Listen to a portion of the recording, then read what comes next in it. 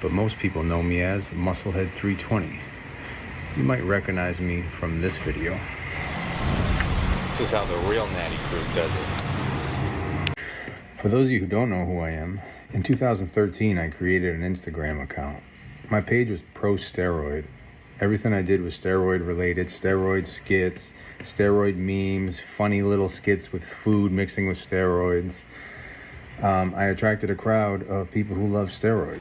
In 2015, Instagram started picking up, started putting on a lot of muscle, and me and a partner decided to start manufacturing steroids and selling them. It was a mistake that cost me 120 months, is what the judge gave me. Bauman has been sentenced to serve 10 years in federal prison. Well, I gotta say, those were some hard times that I had to deal with there, but that shit is fucking over now. And I am natty as fuck, and it's time to get swole and put that shit behind me. It's your favorite fake natty. Just a little musclehead update. Current situation, ankle bracelet, but you know, things will get better as we go. Stay tuned. Oh yeah, and also, could somebody please pass me the Trenbolone Acetate 100? Thank you.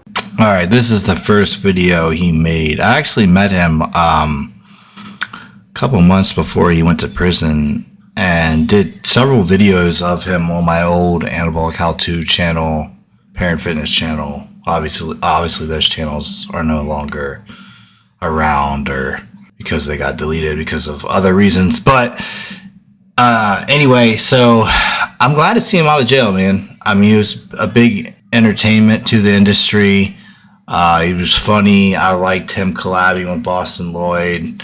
I enjoyed watching his videos, even though they were raw and, you know, brought a bad image to the sport, but it also brought a true image to the sport in all reality. But I have more thoughts on this. And just to go over the reason why he did such a long sentence was because not only was he selling these anabolic steroids, but he also got hit with copyright infringement because he used an actual pharmaceutical company labels and like their one-for-one swap labels. He copied them. I guess the other guy copied them, and had them made over in China, and the labels then were sent and put on the bottles to make it look like you're getting that actual pharmaceutical from that actual pharmacy. So that's the reason why he did such a long term. If he wouldn't have got hit with a copyright infringement, he probably only would have done 2, 3, 4 years max. But anyway, so here's the second video he put out so far, which was literally yesterday, August 4th. So this is to update you on more of his story. Today I'm going to do a video about coming off steroids cold turkey. I was sentenced to a lengthy prison term and was forced to come off steroids cold turkey. Here's some of the things I went through. When I first got off that bus and walked into federal prison, I was sitting at around 260 pounds, maybe 255. Around this time, I had been using steroids for about 7 years. For the most part, I used moderate doses, but there had been times when I experimented with heavy doses just to see how my body would react, just to see what kind of side effects I had to deal with, and see if it was worth it. I remember my first day in prison like it was yesterday, walking down that long hall until I seen cell 23 there on the wall. Looking in my room at the cold-looking toilet, I remember thinking to myself, fuck, the food cannot be good in here. I'm about to lose all kinds of muscle. This fucking sucks. After about 30 days into my prison sentence, I was probably the most shredded I had ever been. Coming off of the hormones made all the water leave my body, and I was also fucking starving to death. Food in prison is horrible. They're supposed to give you a certain amount of calories, and they never do. And you're locked in your cell half the time starving on bologna sandwiches. It's not the place to be fit. My lawyer, Rick Collins, had fought for me to get on testosterone, but the feds were just not having it. They didn't give a fuck what I was going through. Some of the side effects I started to notice, my abs started to fade, My shoulders started shrinking, my neck started shrinking.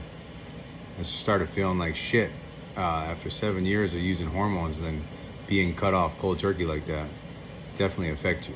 I remember I was about 90 days into the bid, and I was walking down the stairs to get my tray from the chow cart, and there was a corrections officer sitting at his desk, and he's looking at his computer, and then he's looking at me, and then he's looking at his computer. He calls me over to the desk, and he flips the screen around, and it's pictures of me at Muscle Beach, and he's like, "This is you? What happened to you?" All I could do was smile. I'm like, man, I'm in here, fucked up food, no weights. It'll happen to anybody. Put anybody in here, they're gonna shrivel up. Fast forward a few years, I ended up getting to a couple places with weights. I started doing paintings, little steroid paintings, like the old MUSCLEHEAD style stuff, little funny ones, like trend flavored ice cream. I met a lot of characters while I was locked up, a lot of interesting people, a lot of bad people, a lot of dangerous people, a lot of funny people. There's a whole mix of people locked up in prison. I tried to hang on to some size, but it got hard. It wasn't easy. When I got out of prison, I immediately got blood work done. There was a little elevation in my liver, but that was from probably the processed foods in prison, which it's down now. My free testosterone was low, 6.8. My total testosterone was 435 somehow. I have no idea how, but the free testosterone being low, I need treatment. So the moral of the story is, don't do steroids, don't sell steroids, or you will grow a vagina. But anyway, I've been waiting for this day to come. I've been waiting for him to get out because I enjoyed watching his Instagram and all his videos back in his heyday with Boston Lloyd. I enjoyed watching all that stuff. Like I said, it was raw. It was bad for the sport, but it was true for the sport. And it was just comedy. And like when I met him in person at Olympia, I think it was like, I want to say that was 2014 or 15 when I met him in Olympia. He was so nice. He was giving out free hats to people, and he just wanted to meet people. And he was just walking around like he had no booth. He was just walking around, and everyone knew who he was because he blew up on Instagram, you know. And obviously he was selling gear on Instagram, which is the number one biggest no-no. If anyone's selling gear on Instagram, like if you're in the United States, you're gonna end up in prison.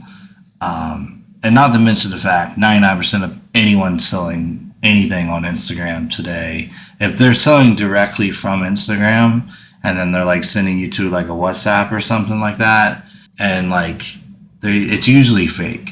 99% of the time it's usually fake. The way you can tell is like ask them for anything and they'll say they have just about everything. Like and make up like stuff, like make up names of like, hey, do you have primo tren acetate propionate, or like just make up stuff and they'll be like, oh yeah, we have that.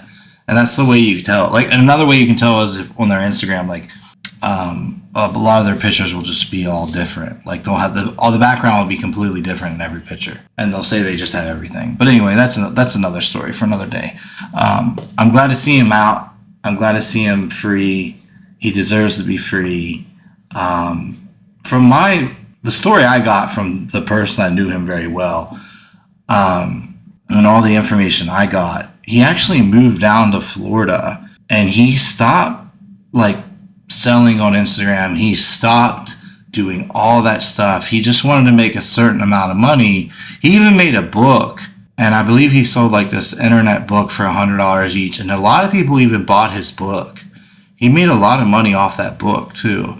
And what he wanted to do was make like $1 million, and he just wanted to stop. Well, as soon as he stopped and he like was basically cleaning his nose, like, trying to clean out his closet, like basically trying to like just focus on himself, focus on his family, and like get away from all that, dirty money type situation, they came after him because it's what you did, your history is going to catch up to you, it's unfortunate.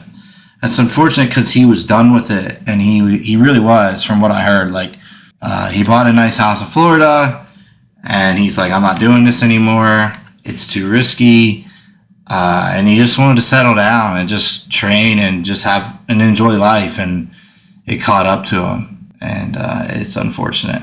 But like I said, I'm glad to see him out. I hope he keeps his nose clean. Hopefully he doesn't get back into selling anything, because it's not going to work out for him. I pray he stays away from that. And I hope he gets back on Instagram and social media and starts making videos, because I would love to see more content from him. I'd love to interview him and hear more of a story. I mean, he could write a book now off of his sentence, off of his story, off of his arrest. Like, he seriously could write a book, multiple books on this. This story is very interesting.